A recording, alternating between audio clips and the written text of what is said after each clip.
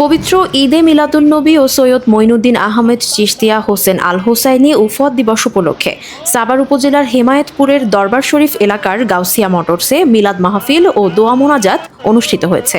এতে প্রধান অতিথি ছিলেন পীর সাহেব সৈয়দ মঈনুদ্দিন আহমেদ হাসান আল হুসাইনি। এ সময়ে অনেকের মধ্যে উপস্থিত ছিলেন জাতীয় সংসদের হুইপের বড় ভাই মিয়া শাহাবুদ্দিন আহমেদ বাচ্চু, জাহাঙ্গীরনগর বিশ্ববিদ্যালয়ের ভিপির শ্রদ্ধেয় পিতা আশরাফ উদ্দিন, সাভার সাব রেজিস্ট্রার অফিসের দলিল লেখক সমিতির সাবেক সভাপতি আবুল হোসেন, বাংলাদেশ অটোমোবাইল ম্যানুফ্যাকচারার্স অ্যাসোসিয়েশনের সভাপতি মোকসেদ আলীর ব্যবস্থাপনায় মহতী এ অনুষ্ঠানের আয়োজন করা হয়। মিলাদ মাহফিল অনুষ্ঠানে বিভিন্ন বয়সী মুসল্লি, ব্যবসায়ী সহ গণ্যমান্য ব্যক্তিরা অংশ নেয়। কোরআন হাদিসের আলোচনা ও দেশ ও জাতির শান্তি কামনায় বিশেষ মোনাজাত করা হয়। পরে রাতের খাবার বিতরণের মধ্য দিয়ে মহতী অনুষ্ঠান শেষ হয়।